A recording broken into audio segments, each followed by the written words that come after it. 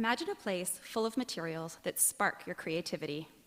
A space that you can come to with an idea and find the technology and tools to bring your project to life.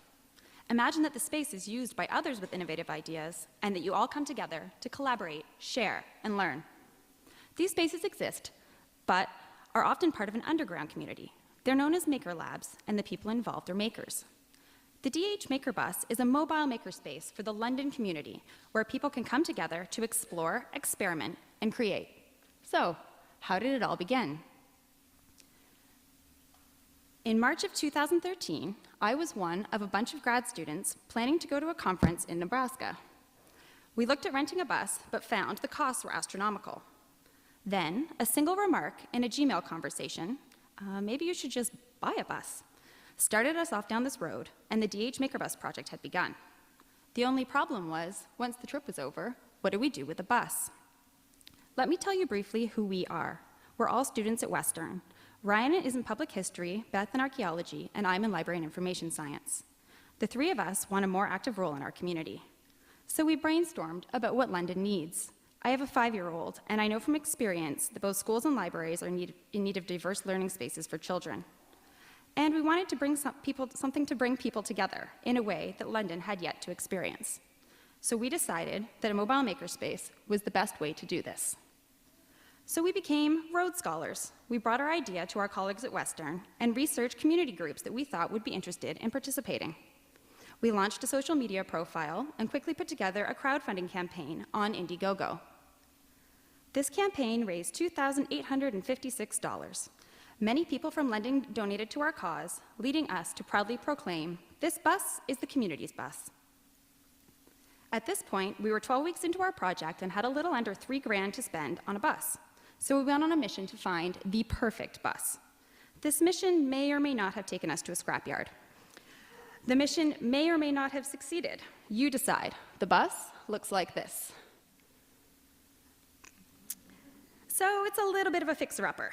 Lucky for us, our partnership with UnLondon led to a connection with Paul from Alpine Systems Engineering, who transforms meager buses into things that are more than meets the eye.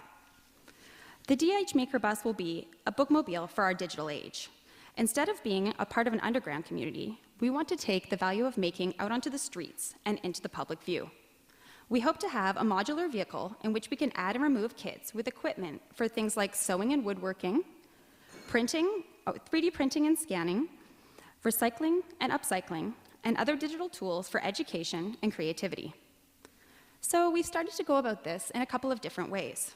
Perhaps the most popular event so far was our participation in Nuit Blanche in June. We partnered with the London, Ontario Media Arts Association, who you'll hear more of later tonight, to create an installation of video, sound, and musical instruments, using the bus as a theater. We had an overwhelming response to this project, both in person and on social media. And having such a strong digital presence had led us to both local and international connections. We spent the summer networking around London, and each meeting inspired us with new and exciting ideas. We've also held a couple events at Western Fair Farmers Market. Early on, we had 2 days of making in the market, where we talked about the bus concept. Currently, we're there on the weekends selling upcycled jewelry and small maker kits, such as one that turns your cell phone into a microscope.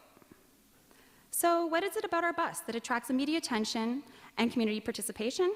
Well, we want to deconstruct formal education and encourage people to learn through doing. Fear of failure has stagnated current learning environments, but people are naturally curious. Providing them with a space that encourages them to build things, be creative, and engage others in their work will complement traditional education programs.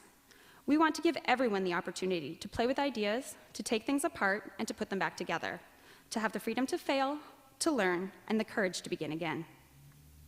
All the things I've shown you tonight have happened in the past 8 months. It's been quite the adventure, and every day leads to new challenges and opportunities. We're currently part of Big and Bold, a competition by a local startup called MindStack to collaborate on projects that improve the Forest City. I'm inviting you to get on the bus with our Big and Bold idea, Make London.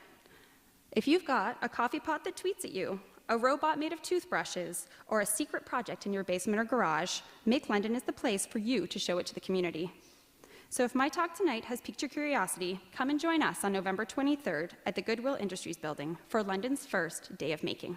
Thank you.